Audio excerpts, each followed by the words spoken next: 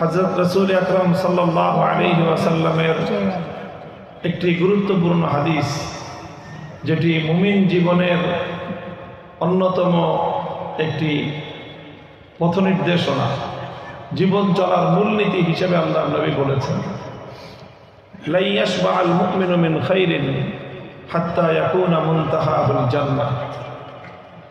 মুমিনের একটা চরিত্র এমন হওয়া উচিত যে মুমিন কোনোদিন ভালো এবং কল্যাণের বিষয়ে পরিতৃপ্ত হয়ে যাবে না। ভালো এবং কল্যাণ, মঙ্গল, এই বিষয়ে মুমিনের কোনোদিন তৃপ্তি মিটে যাবে না, সে কোনোদিনই পরিতৃপ্ত হবে না। হাত্তা ইয়াকুনা মুনতাহাহুল জান্নাহ, বরং সে প্রতিনিয়ত আরো উন্নতি করা, আরো সামনে অগ্রসর হওয়া, আরো এগিয়ে যাওয়ার চেষ্টা করতে থাকবে।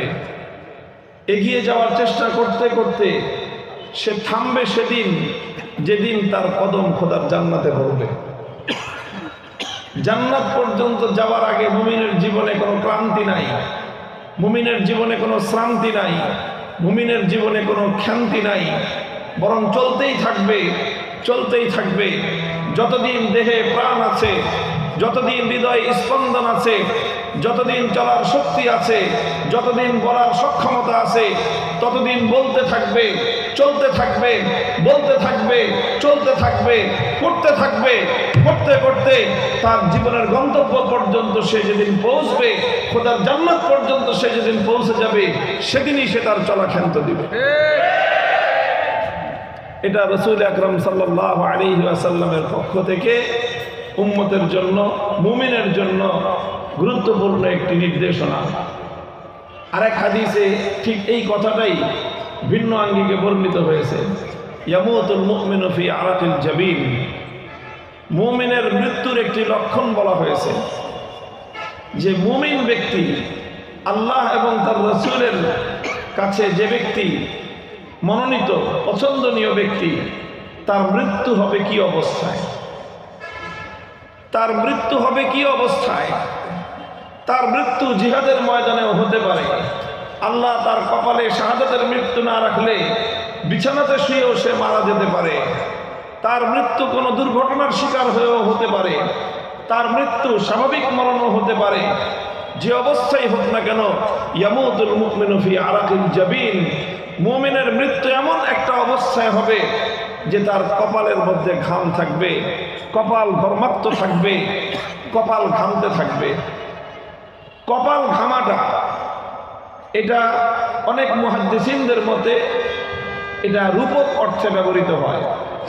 রূপক অর্থ মানে হলো মাজাজি মানা, এটা মাজাজি মানায় ব্যবহার হয়েছে, রূপক অর্থে ব্যবহার হয়েছে যে মুমিনের মৃত্যুর সময় তার কপাল ঘর্মাক্ত থাকবে। কপাল কার ঘামে? কার ঘামে কপাল? যে নিশ্চিন্তে ঘুমায় তার কপাল ঘামে। যে গাফলতিতে বিলাসিতা করে ঘুমায় তার কপাল ঘামে।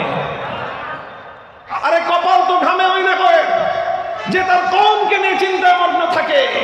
কপাল তো ঘামে তার যে তার ভবিষ্যৎ প্রজন্মকে নিয়ে চিন্তা করতে থাকে।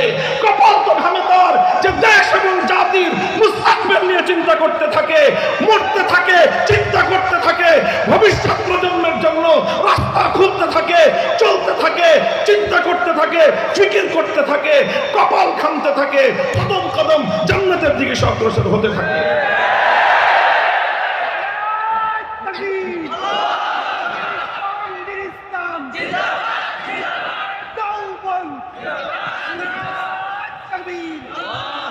ইয়ামুতুল মুমিনু ফি আরাকিল জাবিন, কপাল ঘামার অর্থ হলো এই যে মৃত্যুর আগ মুহূর্ত পর্যন্ত মুমিন সে উম্মতকে নিয়ে তার ফিকির খতম হয় না।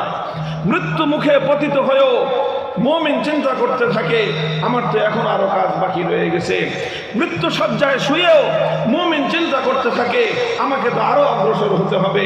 মুমিন মৃত্যুর মুখোমুখি দাঁড়িয়েও চিন্তা করতে থাকে এখনো তো আমি আল্লাহর দ্বীনকে দুনিয়াতে পূর্ণাঙ্গ বিজয়ী করতে পারি নাই, আমার তো কাজ এখনো অবশিষ্ট রয়ে গেছে।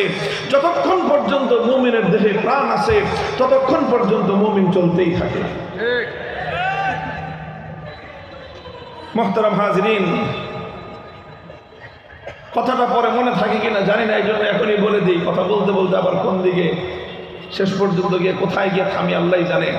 শাইখুল হিন্দ রহমতুল্লাহ আলাই, যেহেতু আমাদের দেওবন্দিয়াতের কথা এখানে আলোচনা হচ্ছে, ওলামায়ে দেওবন্দের কথা আলোচিত হচ্ছে, এই জন্য বলতেছি শাইখুল হিন্দ রহমতুল্লাহ আলাই যখন তিনি মাল্টার কারাগার থেকে মুক্তি লাভ করলেন, 4 বছরের বন্দি জীবন তিনি কাটিয়ে আসলেন, নির্মম নির্যাতনের শিকার হয়ে তিনি সেখান থেকে আসলেন।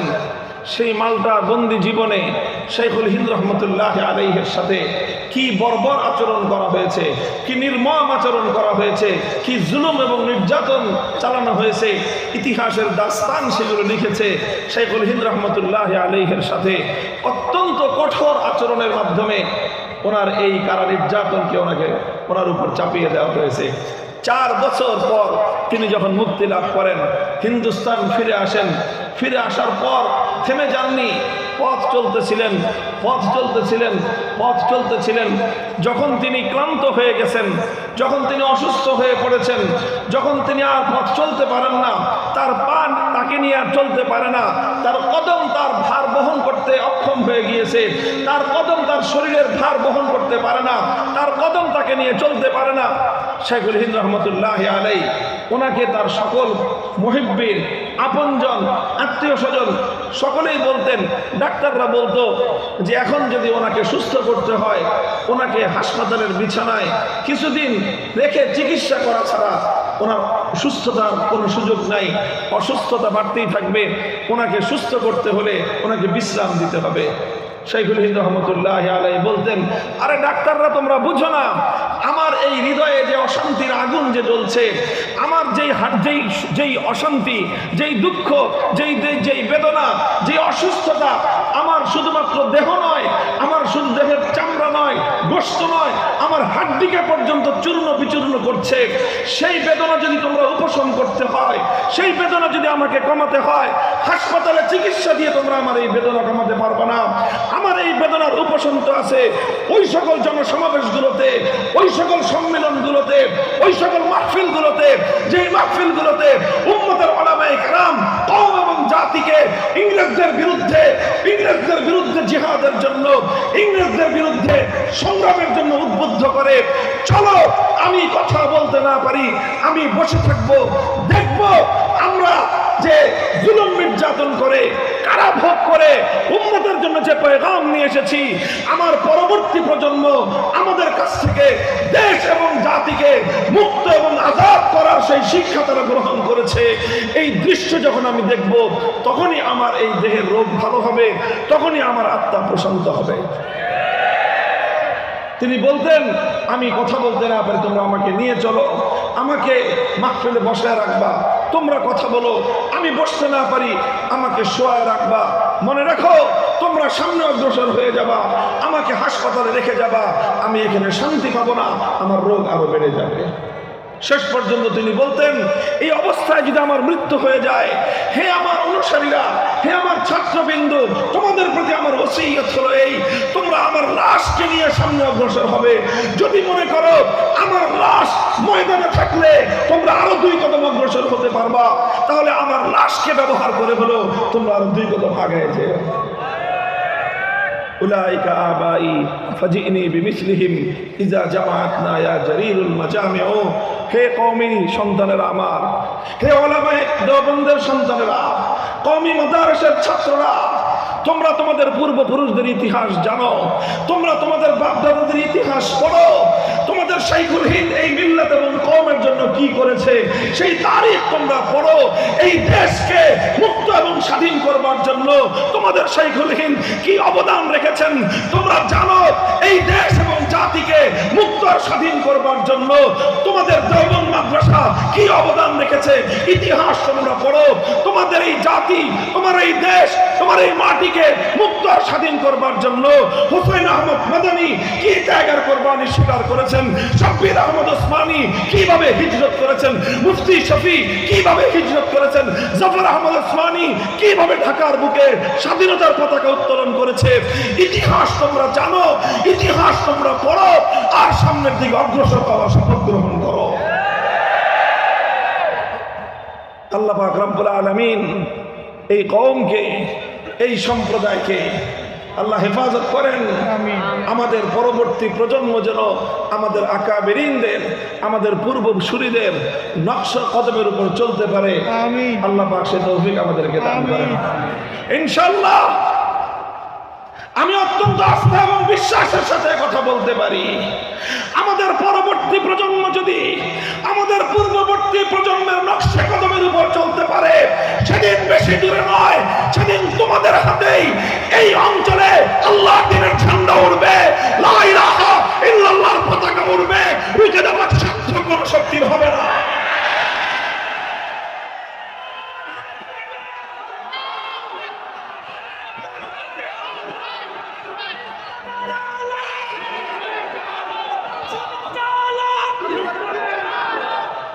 মুহতারাম হাজিরিন,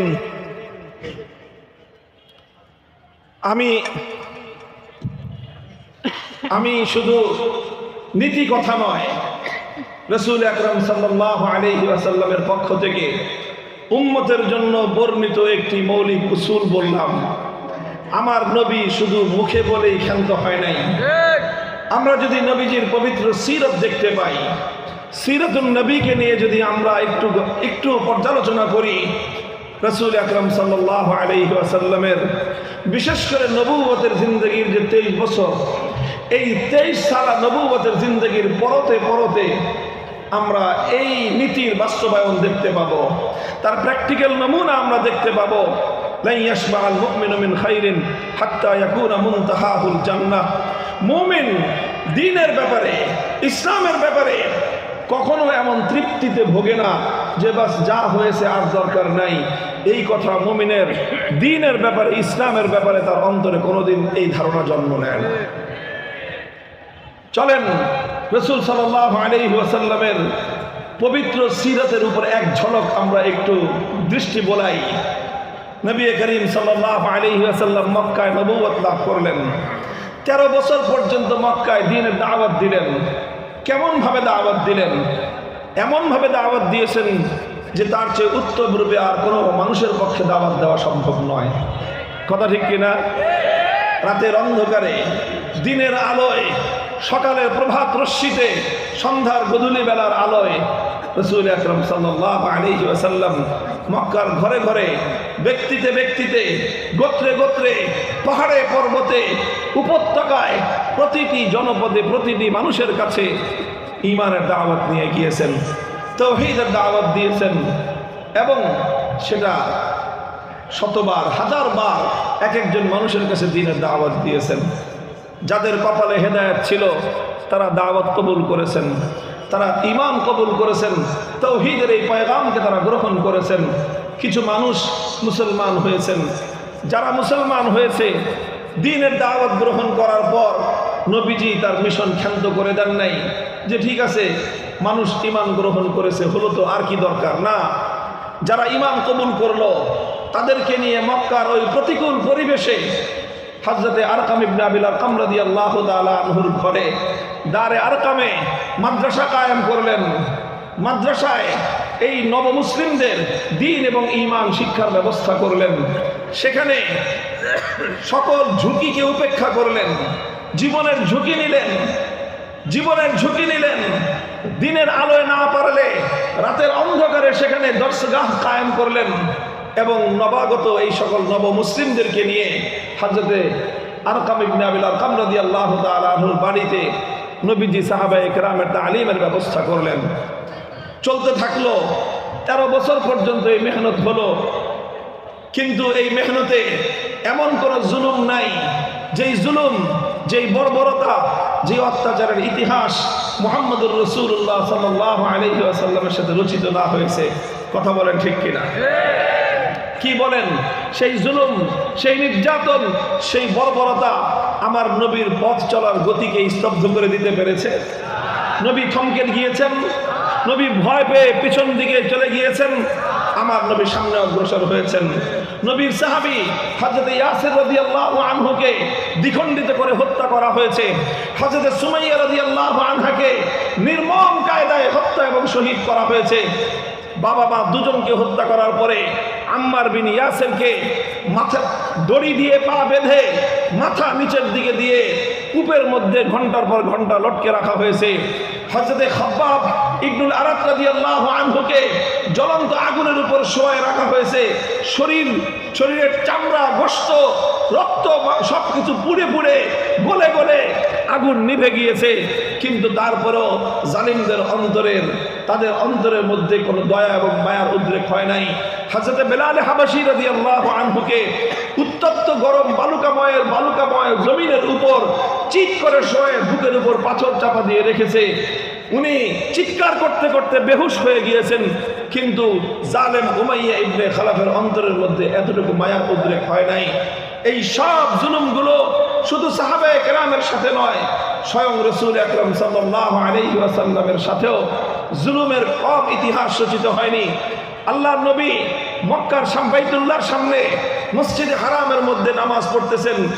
একদিন আবু জাহাল এসে নবীজির গলার মধ্যে গামছা পেঁচিয়ে শ্বাসরুদ্ধ করে নবীজিকে হত্যা করার ষড়যন্ত্র চালায়। আরেকদিন আমার নবী সিজদায় লুটিয়ে পড়েছেন। উকবা ইবনে আবি মুআইদ উটের ভুঁড়ি এনে নবীজির মাথায় ফেলে দিয়েছে। নবীজি শ্বাসরুদ্ধ হয়ে শেষ নিঃশ্বাস ত্যাগ করার উপক্রম হয়েছেন। সমস্ত জুলুম নির্যাতনগুলো আল্লাহর নবী সহ্য করেছেন। করতে করতে করতে করতে নবীজি কদম কদম সামনে অগ্রসর হয়েছেন। এমন একটা সময় যখন হয়েছে, নবীজি মক্কার মানুষের ব্যাপারে হতাশ হয়ে গিয়েছেন যে এই মক্কার মানুষেরা আর মনে হয় ঈমান কবুল করবে না, এই মক্কার মানুষদের হেদায়েত আর কপালে জুটবে না। নবী করিম সাল্লাল্লাহু আলাইহি ওয়াসাল্লাম মক্কার মানুষের এই হেদায়েতের ব্যাপারে যখন নিরাশ হয়ে গেলেন, মায়ুস হয়ে গেলেন, হতাশ হয়ে গেলেন, নবীজি মক্কার মানুষের ঈমান কবুলের ব্যাপারে হতাশ হয়েছেন, কিন্তু নিজের দ্বীনের এবং ঈমানের মিশন থামিয়ে দেওয়ার সিদ্ধান্ত গ্রহণ করেন নাই। নবীজি চিন্তা করেছেন, ঠিক আছে, মক্কার মানুষ ঈমান কবুল করে না, দেখি নতুন কোনো জনপদ পাওয়া যায় কিনা। আমার নবীজি তায়েফের সফর করলেন। 1 মাস পর্যন্ত, রাত সকাল থেকে সন্ধ্যা পর্যন্ত, রাত পর্যন্ত তায়েফের প্রত্যেকটা মানুষের দুয়ারে দুয়ারে গেলেন, গলিতে গলিতে গেলেন, ঘরে ঘরে গেলেন। একটা মানুষ 1 মাসে কালেমা পড়বে তো দূরের কথা, কেউ আল্লাহর নবীর সঙ্গে সদাচরণটুকু পর্যন্ত করে নাই, বরং রাস্তায় রাস্তায় তায়েফের পথে পথে নবীজির উপর পাথরের বৃষ্টি বর্ষণ হলো। মাথা থেকে পা পর্যন্ত সর্বাঙ্গ শরীর আমার নবীর রক্ত রঞ্জিত হলো। নবীজিকে হযরত আয়েশা রাদিয়াল্লাহু আনহা জিজ্ঞাসা করেছিলেন, ইয়া রাসূলুল্লাহ, ঈমানের জন্য, দ্বীনের জন্য তো আপনার জিন্দেগিতে আপনি অনেক কষ্ট স্বীকার করেছেন, সবচেয়ে বেশি কষ্ট আপনি কোন দিন পেয়েছিলেন? আমার নবীজি বলেছেন, যেদিন তায়েফে আমাকে সারাটা শরীর রক্তে রঞ্জিত করে দিয়েছিল। তায়েফের দুষ্ট বালকেরা আমাকে পাথর মারত, আর তাদের বয়স্ক লোকেরা এসে আমাদেরকে হাতে ধরে উঠিয়ে দিত, আর বালকদেরকে বলতো তোমরা পাথর বেরো না। আমরা যখনই আবার পথ চলা শুরু করতাম, ওই লোকগুলো যারা একটু আগে আমাদেরকে হাত ধরে উঠিয়ে বালকদেরকে বারণ করত, তারাই আবার পেছন দিক দিয়ে তাদেরকে উস্কানি দিত, আবার পাথর মারো। এইভাবে আমাদের সঙ্গে প্রহসন করা হয়েছে, এইভাবে আমাদেরকে নিয়ে ঠাট্টার বিদ্রুপ করা হয়েছে, এইভাবে আমাদের সঙ্গে তামাশা করা হয়েছে। রক্তে রঞ্জিত হয়েছি, মাথা থেকে পা পর্যন্ত রক্ত ঝরতে ঝরতে পায়ের চপ্পল আমার পায়ের নিচে আটকে গিয়েছে, আমি বেহুশ হয়ে জমিনের মধ্যে পড়ে গিয়েছি। সেই দিনটা ছিল আমার উপর আমার এই জীবনে সবচেয়ে নির্মম এবং বর্বর জুলুম এবং নির্যাতন সহ্য করার দিন। মুহতারাম হাজিরিন, বলতে চাই, তায়েফ থেকে আল্লাহর নবী ফিরে আসলেন, হতাশ হলেন যে তায়েফের লোক ঈমান কবুল করলো না, এই মেহনত করলাম, কোনো সুফল আসলো না। এরপরেও কি আল্লাহর নবী পথ চলা বন্ধ করে দিলেন? নবী থমকে দাঁড়ালেন? তার মিশন স্থগিত করে দিলেন? না। হজের মৌসুম আসলো, আল্লাহর নবী ঘুরতে থাকলেন, নতুন কোনো পয়গাম কারো কাছে পৌঁছানো যায় কিনা। আল্লাহ পাক রব্বুল আলামিন ইসলামের জন্য সৌভাগ্যের দুয়ার খুলে দিল। ইয়াসরিব থেকে ছয়জন হাজি, 6 জন খাজরাজি লোক আল্লাহ পাক রব্বুল আলামিন মক্কায় পৌঁছে দিলেন হজের সফরে। রাসূল আকরাম সাল্লাল্লাহু আলাইহি ওয়াসাল্লামের সঙ্গে তাদের সাক্ষাৎ হয়ে গেল। আকাবা, মিনার ময়দানের আকাবায় নবীজি তাদের কাছে দ্বীনের দাওয়াত দিলেন। আলহামদুলিল্লাহ 1 মাস মেহনত করে তাইফে একটা মানুষকে কালেমা পড়াতে পারেন নাই, আর একটা আলোচনার মাধ্যমে এক মজলিসে ইয়াসরিবের 6 জন মানুষ ওই মজলিসে কালেমা পড়ে মুসলমান হয়ে গেলেন। নবীজি মক্কা থেকে হতাশ হয়ে তাইফে গিয়েছেন, তাইফ থেকে হতাশ হয়ে আবার মক্কায় ফিরে এসেছেন। দাওয়াতের মিশন বন্ধ করেন নাই, নিজের জীবনের মিশন বন্ধ করেন নাই, দ্বীন নিয়ে পথ চলা তিনি রুদ্ধ করে দেন নাই। আল্লাহ পাক রব্বুল আলামিন তার এই ত্যাগ এবং কোরবানিতে রং দিয়েছেন এবং মদিনার দিকে ইসলাম যাত্রা শুরু করলো। বায়াতে আকাবা হলো। পরের বছর 6 জনের পরিবর্তে আরো নতুন মানুষ যুক্ত হয়ে 12 জন হলো। তারা বায়াত কবুল করলেন, নবীর হাতে হাত রেখে শপথ নিলেন। তৃতীয় বছর সেই 12 জনের থেকে সংখ্যা গিয়ে পৌঁছলো 70 জনে। আস্তে আস্তে ইসলাম মদিনার দিকে যাত্রা শুরু করলো। তারা প্রস্তাব করলেন নবীজিকে হিজরত করার। আল্লাহর নবী তাদের সঙ্গে কথা দিলেন। জিলহজ মাসে শপথ হলো যে ঠিক আছে, তোমরা মদিনায় আমার অনুকূল পরিবেশ কায়েম করো, মদিনায় ইসলামের অনুকূল পরিবেশ কায়েম করো, মদিনায় দ্বীনের অনুকূল পরিবেশ কায়েম করো। আমি তোমাদের মদিনাকে আমার জীবনের জন্য আমি অগ্রাধিকার দেব। আল্লাহর নবী জিলহজ, মুহররম, সফর, রবিউল আউয়াল মাসে মদিনা শরীফে হিজরত করলেন। সোনার মদিনায় চলে গেলেন। নবীজি ইতিহাসের বাক বদলকারী ঐতিহাসিক সিদ্ধান্ত নিলেন। এই হিজরত ছিল আমার নবীর জিন্দগিতে এক তারিখী সিদ্ধান্ত। হিজরত ছিল আল্লাহর নবীর জিন্দগিতে কিয়ামত পর্যন্ত আনেওয়ালা প্রত্যেকটি উম্মতের জন্য আল্লাহর দ্বীনের পথে অনুসরণীয় উসওয়ায়ে হাসানা, অনুসরণীয় সর্বোৎকৃষ্ট দৃষ্টান্ত। বলবেন হিজরতের মধ্যে কি আদর্শ, কি দৃষ্টান্ত? দেখেন, একদিকে পবিত্র মক্কা, আরেকদিকে মদিনা। এই দুটোকে এবার 2 পাল্লায় রেখে একটাকে আরেকটার সঙ্গে কম্পেয়ার করেন, তুলনা করেন। আপনি তুলনা করলে দেখতে পাবেন মক্কার মধ্যে বাইতুল্লাহ আছে, মদিনায় তখন একটা মসজিদও নাই। মক্কার মধ্যে মসজিদে হারাম আছে, মদিনায় তার বিপরীতে কিছুই নাই। মক্কায় মসজিদে বাইতুল্লাহর সঙ্গে হাজরে আসওয়াদ আছে, যেটাকে চুম্বন করলে জিন্দেগির গুনাহ মাফ হয়।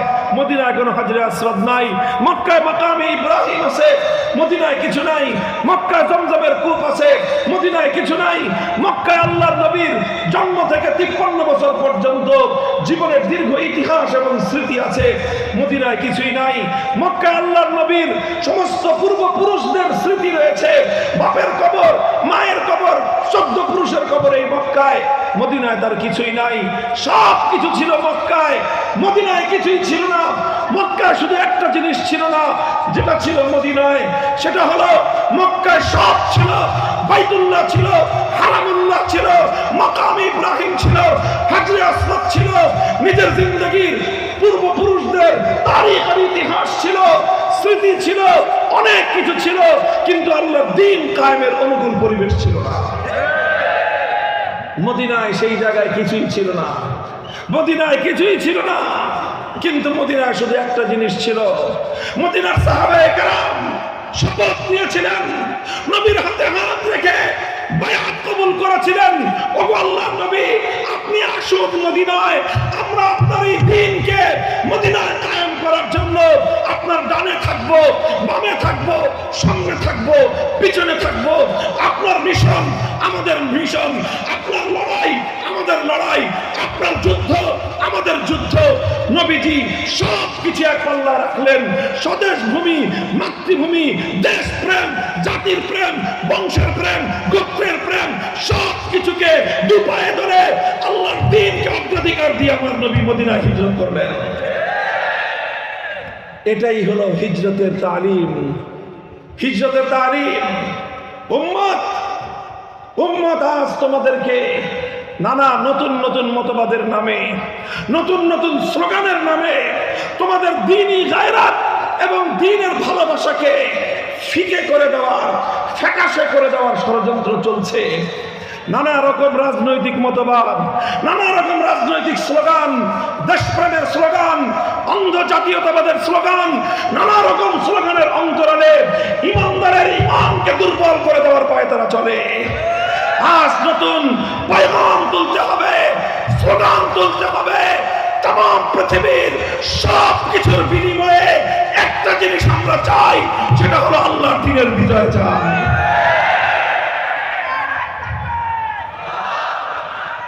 ফ্যানটা বন্ধ করে দিছে।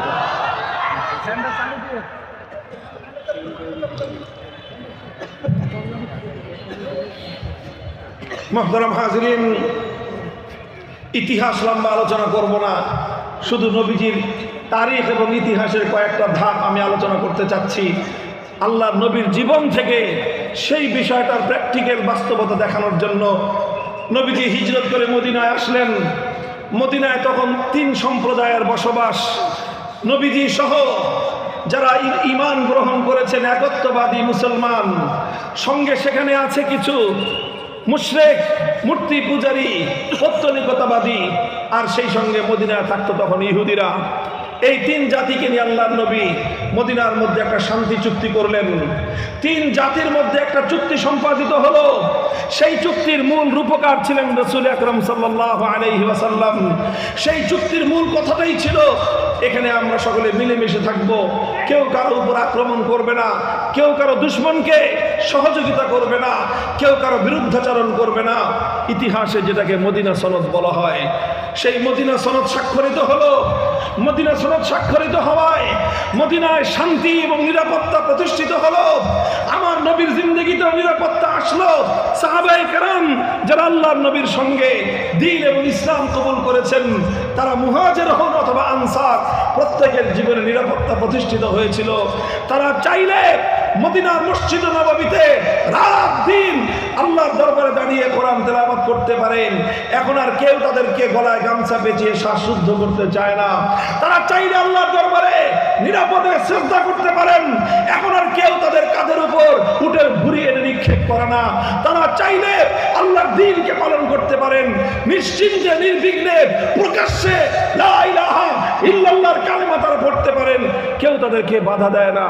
এমন একটা শান্তিপূর্ণ পরিবেশ মদিনায় কায়েম হয়ে গেল।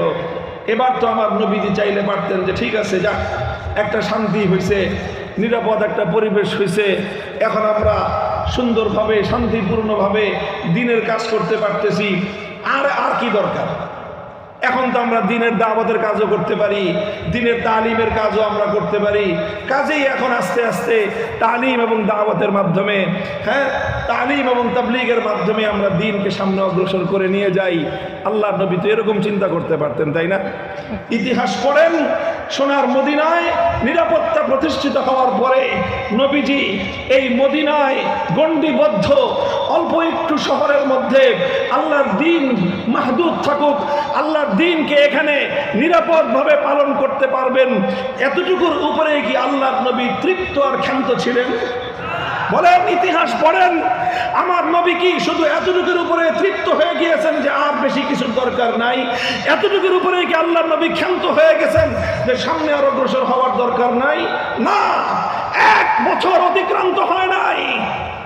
1 বছর অতিক্রান্ত হওয়ার আগেই যখন মদিনার মাটিতে ইসলাম শেকড় কেড়ে বসলো, মদিনায় যখন মাথা গুজার শান্তিপ্রিয় ঠাই হয়ে গেল, মদিনায় যখন একটা মাটির আশ্রয় খুঁজে পাওয়া গেল, মদিনায় যখন আনসার এবং মুহাজিরদের পবিত্র উখুওয়াতে ঈমানের ভ্রাতৃত্বের বন্ধন মজবুত হয়ে গেল, 1 বছরের মাথায় আল্লাহর নবী আল্লাহর পক্ষ থেকে আদেশ প্রাপ্ত হয়ে ঘোষণা করলেন, উযিনা লিল্লাযীনা ইউকাতালুনা বিআন্নাহুম যুলিমু ওয়া ইন্নাল্লাহা আলা নাসরিহিম লাকাদির। হে আমার সাহাবীরা, হে মক্কা নির্যাতিত মজলুম সাহাবীরা, হে মদিনার আনসার সাহাবীরা, এতদিন পর্যন্ত আমাদের নীতি ছিল, কেউ আমাদের উপর হামলা করলে এক গালে চর মারলে আরেক গাল পেতে দিতাম যে আরেকটা চর মারো, এরপর আমার কথাটা শুনে যাও। 14 বছর এই সোজা আঙ্গুলে ঘি উঠানোর চেষ্টা আমরা করেছি, কিন্তু মক্কার কুরাইশদের এই কুত্তার লেজ, এটা 14 বছরেও সোজা হয় নাই। কেউ যদি চিন্তা করে থাকে কুকুরের লেজের মধ্যে ঘি মাখলে এই লেজ একদিন সোজা হয়ে যাবে, বোকার স্বর্গে বসবাস করে। কুকুরের লেজে তেল নয়। যদি আপনি 1000 টাকা মূল্যের ঘি মালিশ করতে থাকেন, কিয়ামত পর্যন্ত কুত্তার লেজে ঘি মাখতে পারবেন, কুকুরের লেজ কোনোদিন সোজা হবে না। মুহাম্মদ আরবি সাল্লাল্লাহু আলাইহি ওয়াসাল্লাম মদিনায় গিয়ে 1 বছরের মাথায় তাই আল্লাহর পক্ষ থেকে নির্দেশিত হয়ে ঘোষণা করলেন, এখন থেকে ইসলামের নীতির মধ্যে নতুন এক কর্মসূচি যুক্ত হলো। এখন থেকে যদি কেউ মুসলমানদের উপর অন্যায়ভাবে হামলা চালায়, কোন মুমিনের উপর যদি অন্যায়ভাবে আক্রমণ করে, এতদিন আরেক গাল পেতে দিতাম। এখন থেকে কর্মসূচি হলো, যেই কালো হাত কোন ইমানদারের উপর আসবে, যেই কালো হাত কোন মুমিনকে আঘাত করতে আসবে, যেই কালো হাত কোন মুসলমানের অধিকার কেড়ে নিতে আসবে, এখন থেকে আর তাকে ছেড়ে দেওয়া হবে না, সেই কালো হাত ভেঙে গুড়িয়ে দেওয়া হবে।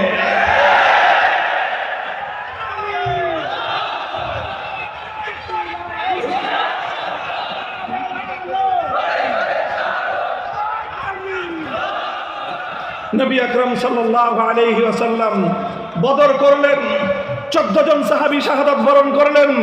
উহুদের রণাঙ্গনে গেলেন, 70 জন সাহাবী শাহাদাত বরণ করলেন। নিজের প্রাণাধিক প্রিয় চাচা হযরত হামজা ইবনে আব্দুল মুত্তালিব রাদিয়াল্লাহু আনহু, বাবার মতো যাকে তিনি ভালোবাসতেন, সেই প্রিয় সাহাবী, সেই প্রিয় চাচা যান অত্যন্ত নির্মম মর্মান্তিকভাবে শাহাদাত বরণ করলেন। আল্লাহর নবীর সামনে তার চাচার বুক বিদীর্ণ করা হলো। সেই চাচার কলিজা ছিঁড়ে, সেই কলিজা বিদীর্ণ করে চাবিয়ে চাবিয়ে আল্লাহর নবীর চাচাকে ক্ষত বিক্ষত করে তার টুকরো টুকরো লাশ জমিনের উপর পড়ে থাকলো। নবীজি সব কিছু বরদাস্ত করে নিলেন, কিন্তু দ্বীন এবং ঈমানের পথে এক চুল পরিমাণ থমকে দাঁড়ানো বরদাস্ত করেন নাই। শুধু 70 জন সাহাবী নয়, নবীজি নিজেও আহত হয়েছেন। আল্লাহর পয়গম্বর উহুদের ময়দানে মাথা ভেঙেছেন, দান্দান শহীদ হয়েছে, কপালে আঘাত লেগেছে, ঠোঁট রক্তাক্ত হয়েছে, শরীর চেহারা পূর্ণ চেহারাটা রক্তে রঞ্জিত হয়েছে। শরীর থেকে রক্ত ঝরতে ঝরতে ঝরতে ঝরতে আমার নবী দুর্বল হয়ে বেহুশ হয়ে জমিনের মধ্যে পড়ে গিয়েছেন। সাহাবায়ে কেরাম নবীজিকে আর কোথায় খুঁজে পাচ্ছেন না। এই অবস্থায় ইবলিস লানাতুল্লাহি আলাইহি গুজব রটিয়ে দিল, কতিলা মুহাম্মদ সাল্লাল্লাহু আলাইহি ওয়াসাল্লাম শহীদ হয়ে গিয়েছেন। গোটা সাহাবায়ে কেরামের জামাতের মধ্যে হতাশা ছেয়ে গেল, বিশৃঙ্খলা ছড়িয়ে পড়ল, বিক্ষিপ্ততা তাদের মধ্যে গ্রাস করে নিল। নবীজি আবার যখনই সামান্য একটু হুঁশ ফিরল, ইতিহাস লেখে, হাদিসের কিতাবগুলো লেখে, হযরত মালিক ইবনে সিনান রাদিয়াল্লাহু আনহু সর্বপ্রথম নবীজিকে দেখলেন। নবীজি তখনও জমিনের মধ্যে শুয়ে আছেন, তখনও মাথা তুলে দাঁড়াবার মতো শরীরের মধ্যে শক্তি নাই, ততটুকু এনার্জি নাই। জমিনে শুয়ে শুয়ে তখনও আমার নবীর অস্ফুট কণ্ঠে তার দুঠোঁটের মধ্যখান দিয়ে উচ্চারিত হচ্ছে, ইলাইয়া ইবাদাল্লাহ, ইলাইয়া ইবাদাল্লাহ, ইলাইয়া ইবাদাল্লাহ।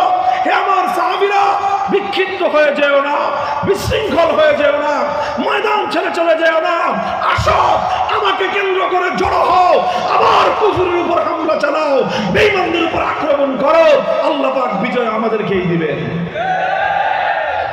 মুহতারাম হাজিরিন, উহুদের জিহাদের শেষ প্রান্তে একটা বিস্ময়কর শিক্ষণীয় ঘটনা সংঘটিত হলো, একটা বিস্ময়কর তালিম।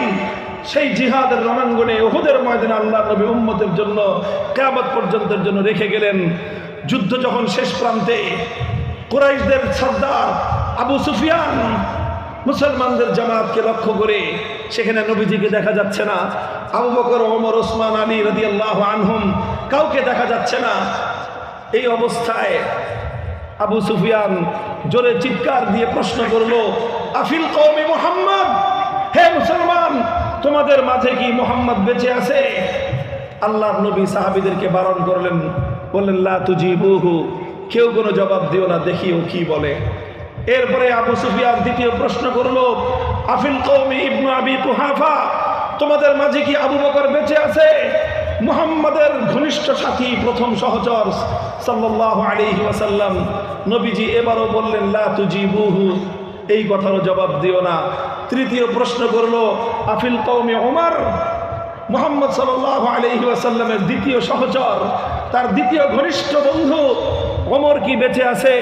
নবীজি তৃতীয় দফায় একই কথা বললেন, লা তুজিবুহু, জবাব দিও না, দেখি তার সে কি বলে। তখন সে আনন্দে উৎফুল্ল হয়ে চিৎকার দিয়ে উঠল, ইন্না হাউলাই কাদ মাতু লাউ কানু আহইয়া আলা আজাবু, তারা সব মারা গেছে, কারণ জীবিত থাকলে তারা আমার কথার জবাব দিত। নবীজি বললেন, দেখি ও আর কত দূর পর্যন্ত বলে। মুহতারাম হাজিরিন, তালিম শিক্ষা হলো এই, সব কথার সবসময় জবাব দিতে হয় না।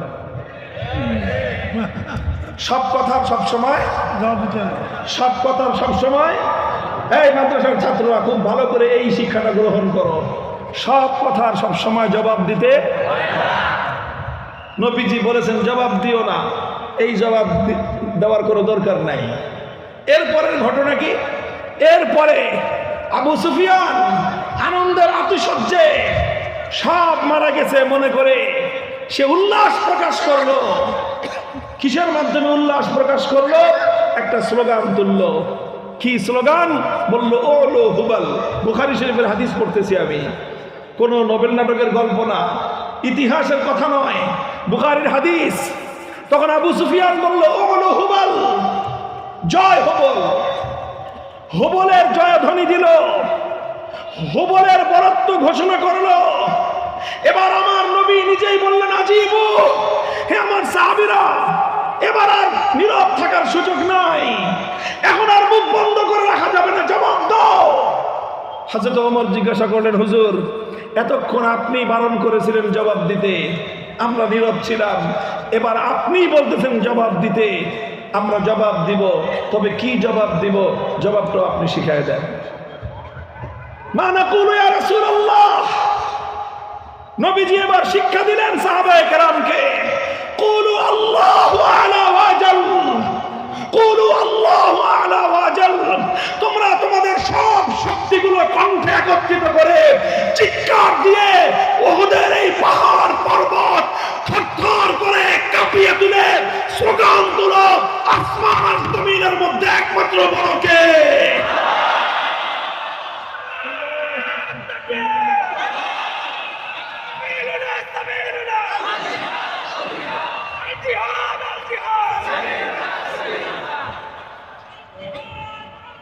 এই তালিম কি?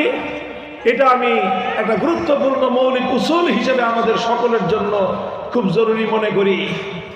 নবীজি বোঝালেন, মুসলমান সব কথা বরদাস্ত করে নিতে পারে, মুমিন সব কথা শুনেও নীরব থাকতে পারে, মুমিন সব কথার জবাব দেওয়ার গরজ অনুভব করবে না, কিন্তু মুমিনের সামনে যখন কোনো গায়রুল্লাহর বরত্বের স্লোগান উঠবে, ইমানদার যার অন্তরে আল্লাহর উপর বিশ্বাস ঠিক আছে, সে কোনদিন গায়রুল্লাহর বরত্বের আওয়াজ শুনে নীরব থাকতে পারে না।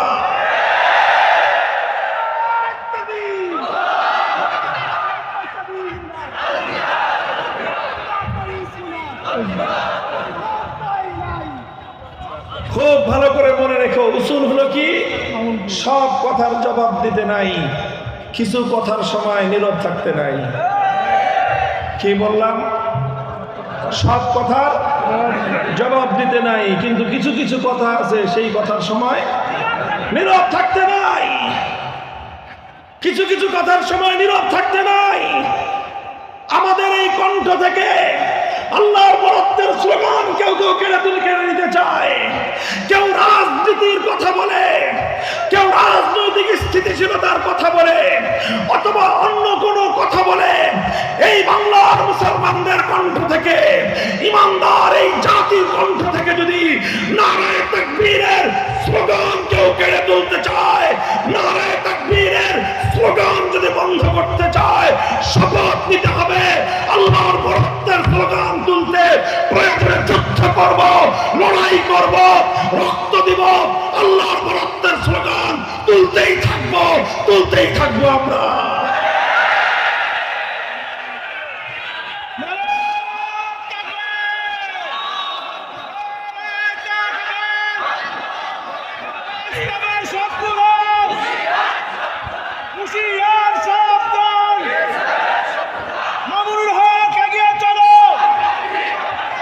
আমরা আছি তোমার সাথে।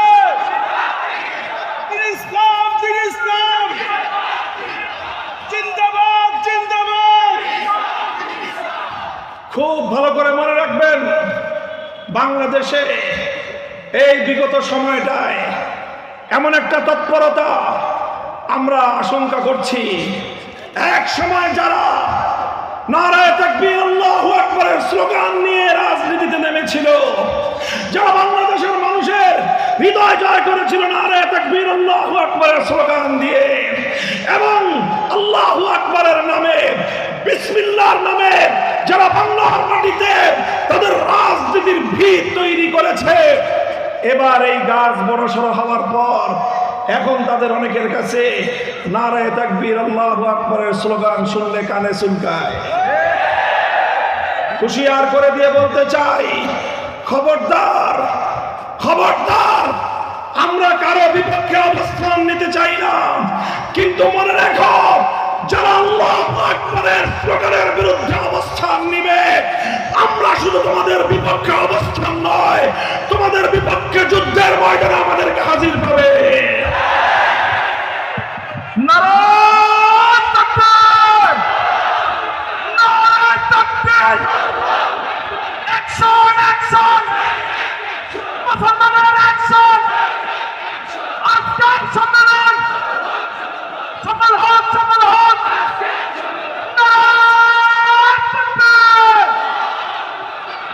নারায়ে তাকবীর আল্লাহু আকবারের এই স্লোগান শাইখুল হাদিস আল্লামা আজিজুল হক রহমাতুল্লাহি আলাইহি, আমার ওয়ালিদ মরহুম, এই জাতির অনেক বড় এক মুহসিন, তার কাছ থেকে জীবনের অন্তিম সময়ে শিক্ষা পেয়েছি, দেখেছি ব্যক্তির স্লোগান দিলে, শাইখুল হাদিস জিন্দাবাদ বললে তার মুখটা মলিন হয়ে যেত। বলতো শাইখুল হাদিস জিন্দাবাদ বলে লাভ কি? তোমরা যতই জিন্দাবাদ বলো শাইখুল হাদিস চিরদিন জিন্দা থাকবে না। আজ আমি তোমাদেরকে বলি মামুনুল হক জিন্দাবাদ বলে লাভ নাই, তোমরা যতই জিন্দাবাদ বলো আজ আমি আছি কাল আমি থাকবো না। ব্যক্তির স্লোগান নয়, ব্যক্তির স্লোগান নয়, মুমিনের স্লোগান হবে আল্লাহকে নিয়ে, ইসলামকে নিয়ে, আল্লাহর জমিনে আল্লাহর দ্বীনের বিজয় প্রতিষ্ঠার স্বপ্ন নিয়ে।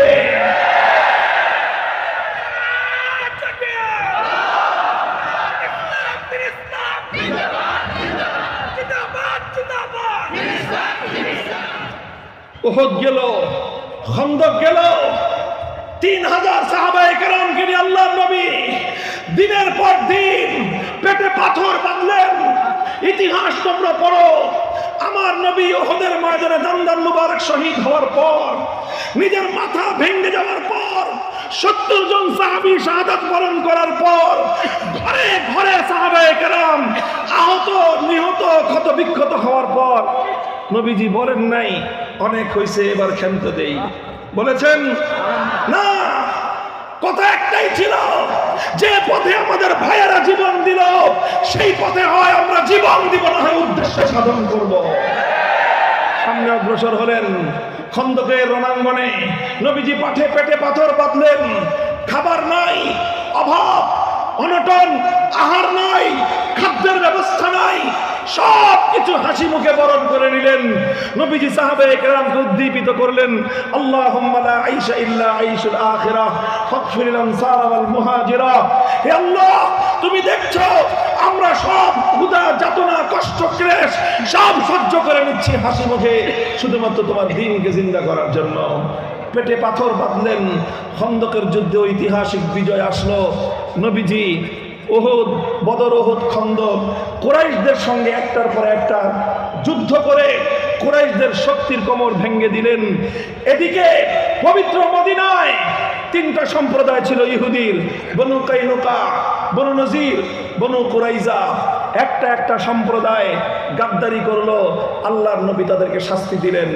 বনু কাইনুকা প্রথম বিশ্বাসঘাতকতা করলো, নবীজি তাদেরকে মদিনা থেকে বহিষ্কার করলেন।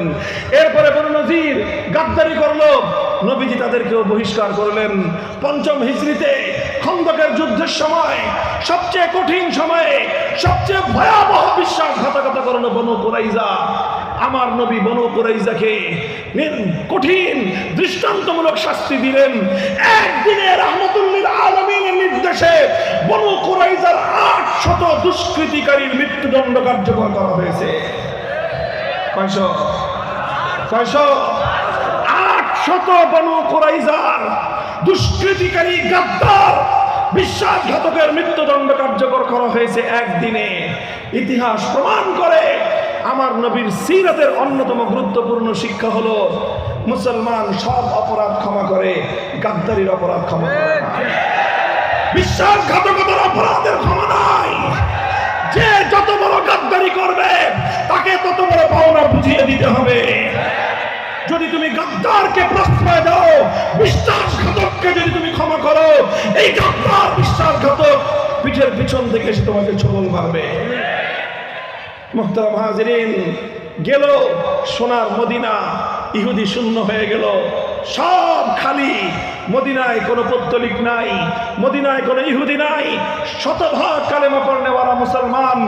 মা বাইনা আইরিন ইলা সৌরিন ওয়া মা বাইনা লাবাতাইল মদিনা, মদিনার দুই প্রান্তের মধ্যবর্তী ভূখণ্ডে শুধুমাত্র একটাই নাম, একটাই কালিমা, লা ইলাহা ইল্লাল্লাহু মুহাম্মাদুর রাসূলুল্লাহ সাল্লাল্লাহু আলাইহি ওয়াসাল্লাম।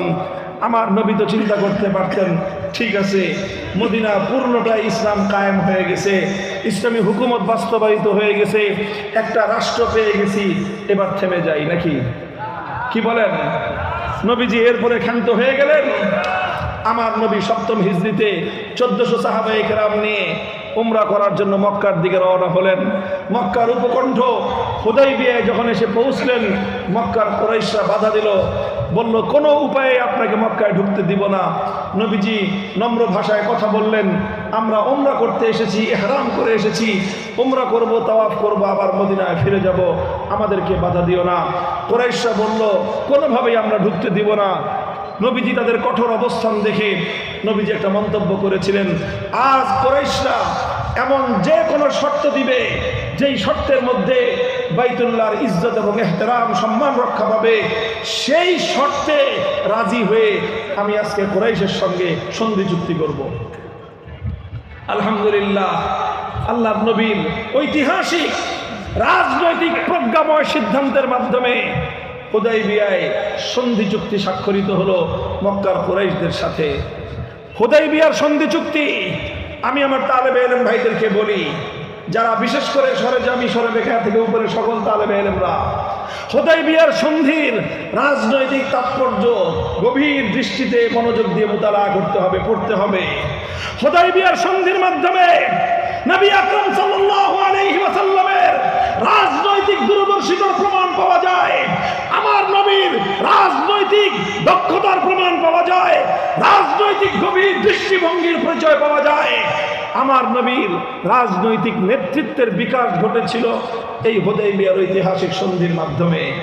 রাসূল আকরাম সাল্লাল্লাহু আলাইহি ওয়াসাল্লাম হুদাইবিয়ার এই সন্ধির মাধ্যমে মক্কার কুরাইশদের সঙ্গে কিছুদিনের জন্য শত্রুতাকে একটু ধামাচাপা দিয়ে রাখলেন। সঙ্গে সঙ্গে আরবের বিস্ফোরা হিসেবে খ্যাত খায়বারে ইহুদিদের আড্ডাখানায় হামলা করলেন এবং পুরো আরব ভূমি থেকে ইহুদিদের সর্বশেষ আড্ডাখানা খায়বার থেকে ইহুদিদেরকে উৎখাত করলেন। এবং শুধু মক্কা মদিনা নয়, গোটা আরব ভূমি ইহুদিদের আড্ডাখানা থেকে পবিত্র এবং মুক্ত করলেন।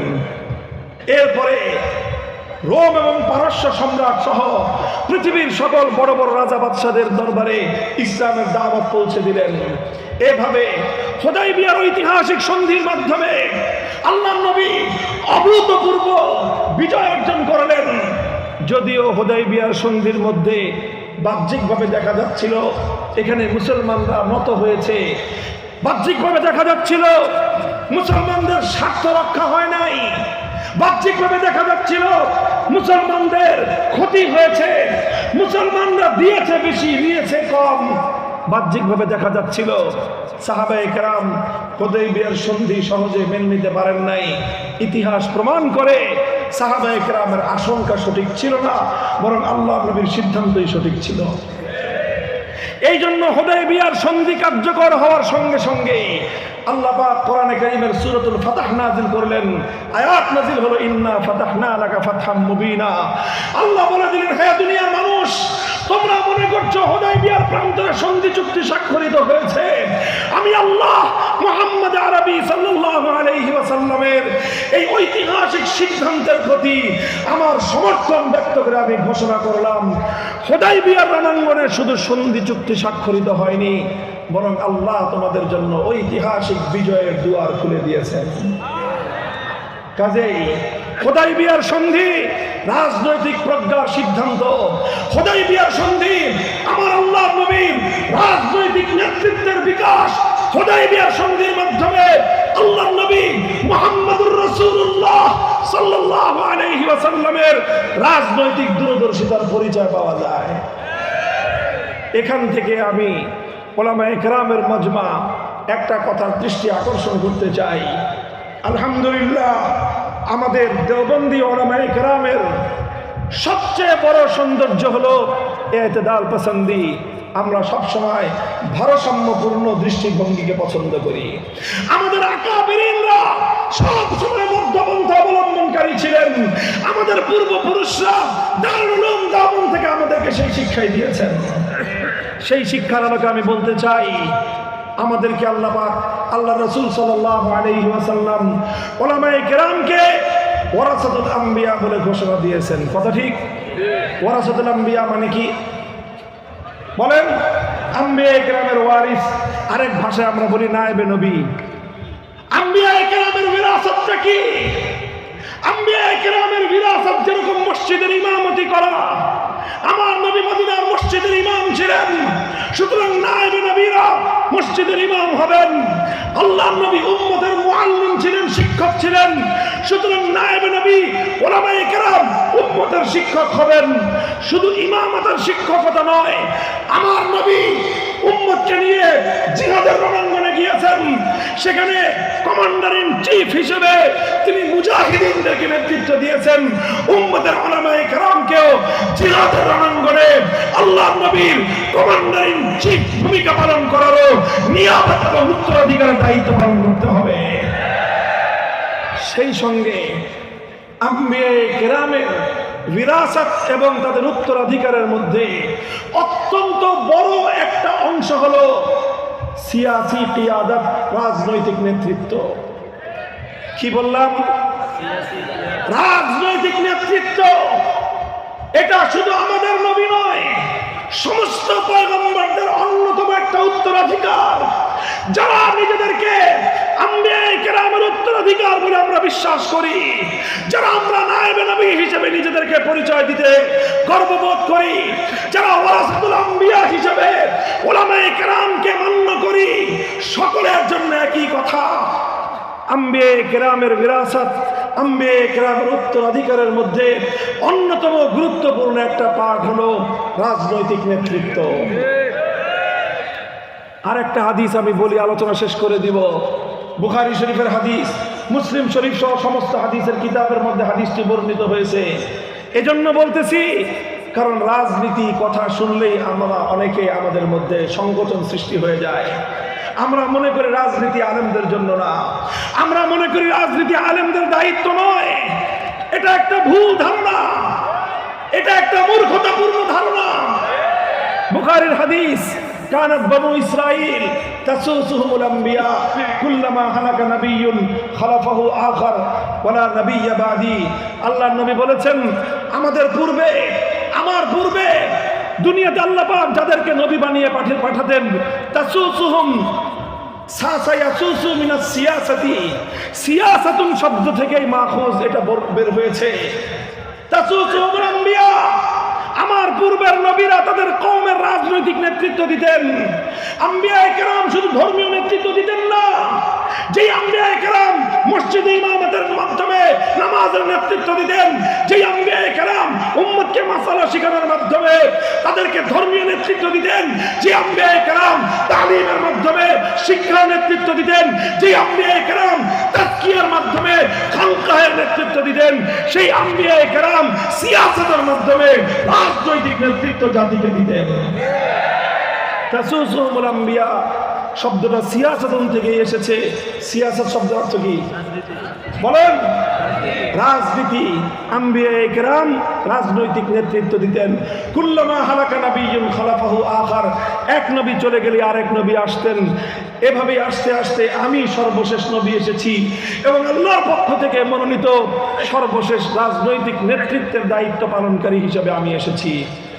ওয়ালা নাবিয়্যা বাদি, আমার পরে আর কোনো নবী আসবে না। তার এই রাজনৈতিক নেতৃত্ব যাবে কোথায়? এই রাজনৈতিক নেতৃত্ব নবীদের পুত্রাধিকার হিসেবে কারা দিবে? ওয়াসায়াকুনু খুলাফা, আমার পরে আমার খলিফারা রাজনৈতিক নেতৃত্ব দিবে। কারা হবে খলিফা? নবীর পরে প্রথম খলিফা ছিলেন আবু বকর সিদ্দিক রাদিয়াল্লাহু আনহু, উম্মতের সবচেয়ে বড় আলেম, উম্মতের রাজনৈতিক নেতা। আবু বকরের পরে উম্মতের সবচেয়ে বড় আলেম ওমর ফারুক, উম্মতের রাজনৈতিক নেতা। ওমর ফারুকের পরে উম্মতের সবচেয়ে বড় আলেম ওসমান গনি, উম্মতের রাজনৈতিক নেতা। ওসমান গনির পরে উম্মতের সবচেয়ে বড় আলেম আলী মুর্তজা, উম্মতের রাজনৈতিক নেতা। কাজে এই জন্য বলতে চাই, উম্মতের উলামায়ে কেরামকে রাজনৈতিক নেতৃত্ব সামাল দিতে হবে।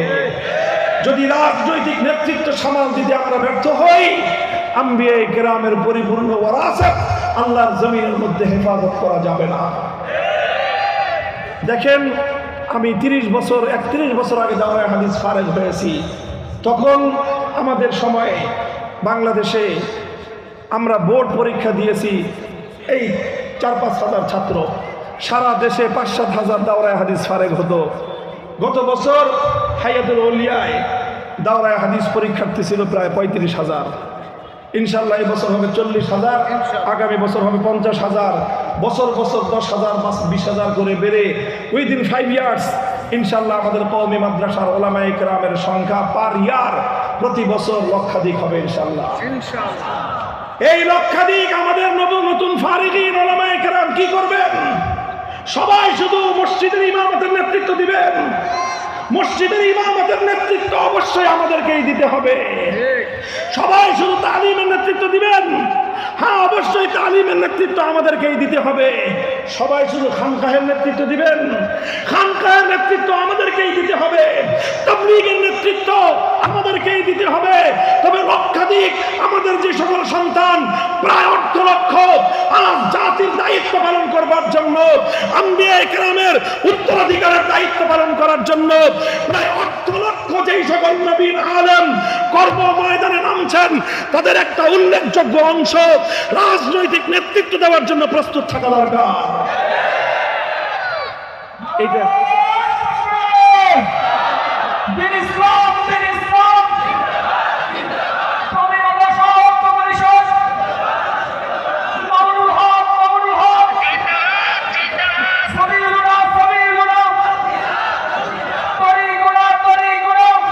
মুহতারাম হাজিরিন, আমার কথা শেষ। আমি আল্লাহর নবীর জিন্দেগীর সিরাতের কয়েকটা ধাপ আলোচনা করলাম। আমার নবীর হাদিসের একটা গুরুত্বপূর্ণ শিক্ষা আপনাদের সামনে আমি আলোচনা করলাম। লা ইয়াশবাল মুমিনু মিন খাইরিন হাত্তা ইয়াকুনা মুনতাহাহুল জান্নাহ। আমরা থেমে যাওয়ার দল নই, আমরা থেমে যাওয়ার পাত্র নই। আমাদের পূর্বপুরুষরা 190 বছর ইংরেজদের বিরুদ্ধে যুদ্ধ করেছেন, হাল ছাড়েন নাই। বালাকোটে রক্ত দিয়েছেন, হাল ছাড়েন নাই। সামনে রণাঙ্গনে শহীদ হয়েছেন, হাল ছাড়েন নাই। 1866 সালে দারুল উলুম দেওবন্দ কায়েম করেছেন, হাল ছাড়েন নাই। 1920 সালে তাহরিকে রেশমিনওয়াল করেছেন, হাল ছাড়েন নাই। মাল্টার আন্দামান দ্বীপে শেখুল হিন্দ, শেখুল ইসলাম বন্দিত্ব বরণ করেছেন, হাল ছাড়েন নাই। 1947 সালে ব্রিটিশ বিতাড়িত হয়েছে, হাল ছাড়েন নাই। বাংলার উলামায়ে কেরাম রক্ত দিয়ে, জীবন দিয়ে দিল্লির সঙ্গে লড়াই করে, কলকাতার সঙ্গে লড়াই করে এই বাংলার পবিত্র মাটিকে দিল্লির আধিপত্যবাদ থেকে মুক্ত করেছেন। 47-এর অর্জন মুসলমানদের জন্য আলাদা ভূখণ্ড অর্জন। 47-এর দেশ বিভাগ ইসলামের নামে মুসলমানদের জন্য আলাদা দেশ অর্জন। হ্যাঁ, আমার নতুন প্রজন্মের সন্তানেরা, মনে রেখো, 47-এর দাবি থেকে আমরা পিছপা হতে পারবো না। আজকে জুলাই সনদ স্বাক্ষরিত হয়েছে, তোমরা জানো। অনেকে বলে জুলাই সনদে কি আছে? হুজুররা আবার জুলাই সনদের পক্ষে মাঠে নামলেন কেন? আরে জুলাই সনদের পক্ষে আমরা এজন্যই কথা বলছি, 1971 থেকে 2024 সাল পর্যন্ত 53 বছর 47 দেশ বিভাগকে অস্বীকার করা হয়েছিল। বলবেন 47 সালের দেশ বিভাগটা আবার কি?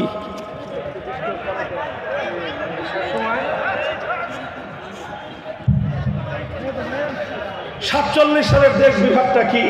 47 সালের দেশ বিভাগটা পরিষ্কার। জাতি, দুই জাতি তত্ত্বের ভিত্তিতে 47 সালে দেশ বিভক্ত হয়েছিল। মুসলমানরা বলেছিল আমরা একটা ভূখণ্ড চাই যেখানে অন্য কোনো মতবাদ বাস্তবায়িত হবে না, কোনো ইসলাম চলবে না, সেখানে আল্লাহ পাকের পক্ষ থেকে প্রদত্ত শরীয়তে ইসলাম, ইসলামী শরীয়তের ভিত্তিতে রাষ্ট্র চলবে, কোরআনের সংবিধান কায়েম হবে, নিজামে ইসলাম বাস্তবায়ন হবে। এর নাম হলো 47। আলহামদুলিল্লাহ, বাংলাদেশের স্বাধীনতার 54 বছর পরে এসে আজ ঐক্যমতের ভিত্তিতে সব রাজনৈতিক দল বাধ্য হয়েছে জুলাই সনদে স্বাক্ষর করতে। সেই জুলাই সনদের মধ্যে 1947 সালের দেশ বিভাগকে বাংলাদেশের আগামী দিনের অন্যতম মাইল ফলক হিসেবে প্রমাণ করা হয়েছে, স্বীকৃতি প্রদান করা হয়েছে। জুলাই সনদের মধ্যে 2013 সালে শাপলা চত্বরে নবী প্রেমিক তাওহীদি জনতা, নবী প্রেমিক হেফাজতে ইসলাম, আলেম ওলামাদের অক্লান্ত ত্যাগ এবং কোরবানির বদৌলতে অর্জিত বিজয় এবং শাহাদাতের স্বীকৃতি প্রদান করা হয়েছে জুলাই সনদে। কাজেই এই জন্য আমি রাজনীতির কথা বলবো না, তবে এই কথা আমাকে অবশ্যই বলতে হবে। ফেব্রুয়ারিতে যদি নির্বাচন হয়, আর সেই নির্বাচনের সাথে যদি গণভোট হয়, জুলাই সনদের গণভোট যদি হয়, বাংলার প্রতিটি মানুষকে হাতে ধরে পায়ে ধরে তাদেরকে কথার প্রতি ক্যাম্পেইন করতে হবে। যে কোনো মূল্যেই জুলাই সনদকে বাক্সে ভোট দিয়ে জুলাই সনদকে জয়যুক্ত করতে হবে। এটার জন্য আমাদেরকে ঐতিহাসিক দায়িত্ব পালন করতে হবে। প্রস্তুত থাকবেন ইনশাআল্লাহ। আমি বলছিলাম 47-এ দেশ বিভক্ত হলো, আলেম ওলামা বসে থাকেন নাই। 71-এ মুক্তিযুদ্ধ হলে বসো এখানে আসলে মাইক ঠিক করতে। এখন 71 সালে মুক্তিযুদ্ধে বিজয় অর্জন হয়েছে, আলেম সমাজ বসে থাকে নাই, জুলুম নির্যাতন সহ্য করেছে, কারাগারের অন্ধকার প্রকোষ্ঠ বরদাস্ত করেছে। বছরের পর বছর, দিনের পর দিন আমরা কারাগারের অন্ধকার প্রকোষ্ঠে সীমাহীন জুলুম নির্যাতন সহ্য করেছি, বর্বরতম আচরণ সহ্য করেছি, অসম্মান, অপমান, লাঞ্ছনার গ্লানি আমরা বরদাস্ত করে নিয়েছি। কিন্তু আল্লাহর কসম খেয়ে বলি, দেশ জাতি ইসলামের প্রশ্নে স্বৈরাচারীর সামনে মাথা নত করি না। আমাদের পূর্বপুরুষদের থেকে আমাদের পর্যন্ত অব্যাহত এই ইতিহাস, ধারাবাহিক এই ইতিহাস 2013 সালে আমাদের ওলামায়ে কেরাম নেতৃত্ব দিয়েছিল নবী প্রেমিক তাওহীদি জনতা। 2013 সালে রক্ত আর জীবন দিয়েছিল। 2021 সালে নরেন্দ্র মোদী মুসলমানদের নরঘাতক মোদী বিরোধী আন্দোলনে জীবন আর রক্ত দিয়েছিল বলেই 24 জুলাইয়ের বিপ্লবের ভিত তৈরি হয়েছিল। 24 জুলাইয়ের বিপ্লবে দেশকে রক্ষা করার জন্য, জুলুমের বিরুদ্ধে মোকাবেলা করার জন্য, অন্যায়ের বিরুদ্ধে ফ্যাসিবাদকে মোকাবেলা করার জন্য 100-এর উপর আলেম এবং মাদ্রাসার ছাত্ররা জীবন দিয়েছে। অথচ এই আন্দোলনে সম্প্রদায় হিসেবে কওমি মাদ্রাসার আলেম ওলামাদের ছাত্রদের কোনো স্বার্থ জড়িত ছিল না। যখন আমাদের ছাত্ররা মাঠে নামলো, সাংবাদিকরা, প্রশাসনের লোকেরা জিজ্ঞাসা করে, আন্দোলন চলছে, কোটা বিরোধী আন্দোলন, এই কওমি মাদ্রাসার ছাত্র তোমরা নামছো কেন? তোমাদের তো চাকরি নাই, আবার কোটা কি? তোমরা তো চাকরি পাও না, কওমি সনদে তো কোনো সরকারি চাকরি নাই, তো কোটা থাকলেই কি, কোটা না থাকলেই কি, তোর কি বেটা? আলহামদুলিল্লাহ, আমাদের ছেলেরা জবাব দিয়েছিল, আমরা কওমি মাদ্রাসায় স্বার্থবাদিতার শিক্ষা হাসিল করি না, নিজেদের স্বার্থ উদ্ধারের জন্য আমরা মাঠে নামি নাই, আমরা মাঠে নেমেছি জুলুমের মোকাবেলা করবার জন্য। তোমরা আমাদের ভাই, যে সকল ভাইয়েরা ভার্সিটিতে পড়ে ওরাও আমাদের ভাই, কলেজে পড়ে আমার ভাই, স্কুলে পড়ে আমার ভাই, আলিয়া মাদ্রাসায় পড়ে আমার ভাই, আমার ভাইদের বুকগুলোকে জুলুম করে, অন্যায় করে, বুলেটের আঘাতে যাত্রা করেছ, আমার ভাইয়ের রক্তের বদলা নেওয়ার জন্যই আমরা মাঠে নেমেছি।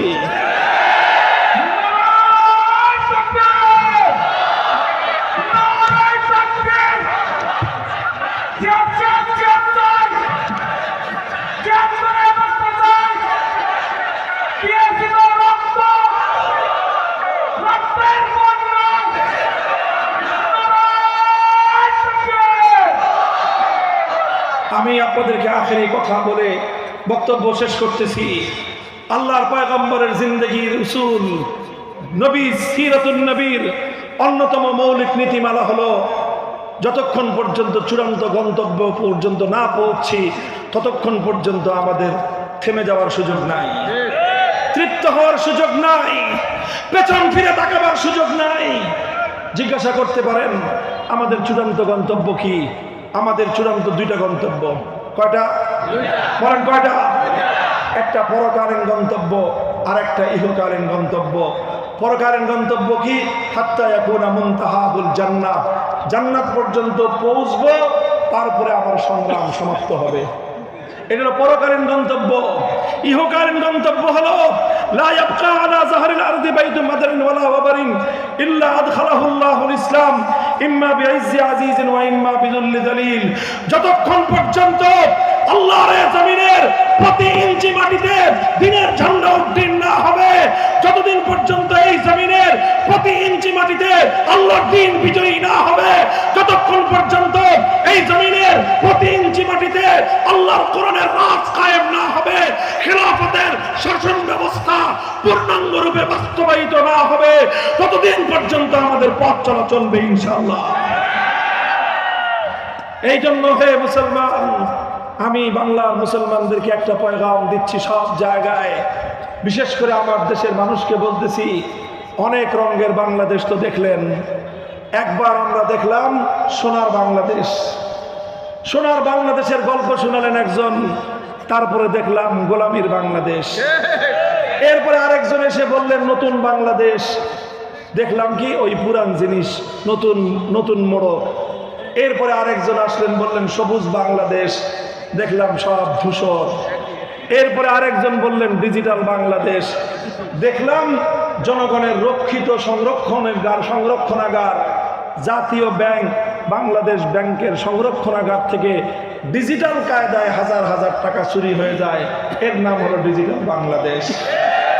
আমার বাংলাদেশের প্রবাসীরা মাথার ঘাম পায়ে ফেলে রেমিটেন্স পাঠায়, আমার দেশের মেহনতি মানুষ, কুলি শ্রমিক মজদুররা কষ্টার্জিত পয়সা পাই পাই করে ট্যাক্স দিয়ে দেশের সম্পদ গড়ে, সেই টাকা ডিজিটাল কায়দায় বিদেশে গিয়ে বেগম পাড়া হয়ে যায়। এছাড়া আর কোনো ডিজিটাল দেখি নাই আমরা। এজন্য বলতে চাই, এবার সোনার বাংলাদেশ দেখা শেষ, নতুন বাংলাদেশ দেখা শেষ, সবুজ বাংলাদেশ দেখা শেষ, ডিজিটাল বাংলাদেশও দেখা শেষ। এবারে আমরা একটা বাংলাদেশ দেখতে চাই, সে বাংলাদেশ হলো ইসলামের বাংলাদেশ, আল কোরআনের বাংলাদেশ, খেলাফতের বাংলাদেশ।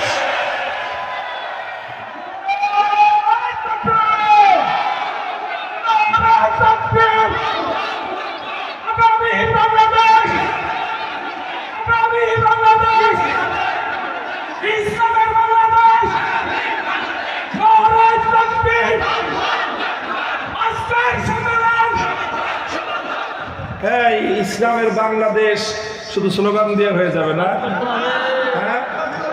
শুধু স্লোগান আর মুখের কথায় চিরে ভিজে যাবে? এই জন্য ঘাম ঝরানো পরিশ্রম করতে হবে, মানুষের কাছে কাছে দাওয়াত নিয়ে যেতে হবে। রাজি আছেন? শুধু ঘাম দিয়ে ইমানের সফলতা আসে না, মুমিনের পরিশ্রম। রাতের অন্ধকারে চোখের অশ্রু ছেড়ে খোদার কাছে ফরিয়াদ করতে হবে। করবেন তো ইনশাআল্লাহ? মনে রাখবেন, শুধু ঘাম আর অস্ত্র দিয়ে কোনদিন বিপ্লব আসে না। ঘাম আর অস্ত্র দিয়ে বিপ্লবের জন্য পরিবেশ তৈরি হয়, ঈদগাহের জামাত তৈরি হয়। যখন ঘাম আর অস্ত্র দিয়ে বিপ্লবের পরিবেশ তৈরি হবেন, শহীদের ঈদগাহ যখন সেজে উঠবে, সেই আল্লাহর দ্বীনের জন্য, দ্বীনকে বিজয়ী করার জন্য, কোরআনের হুকুমত কায়েমের জন্য, নিফাজে শরীয়ত, নিজামে শরীয়ত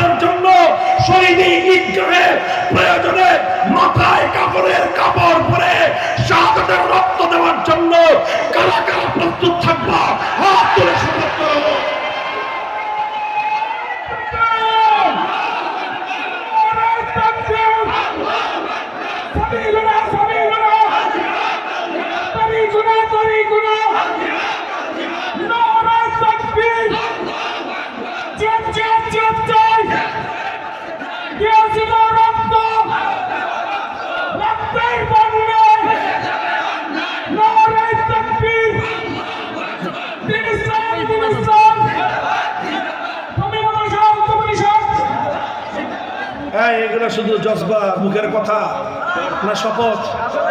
বলেন শপথ, অঙ্গীকার কার কাছে? আল্লাহ পাক রব্বুল আলামিন আমাদের এই শপথ, এই বায়াত আল্লাহ কবুল করেন।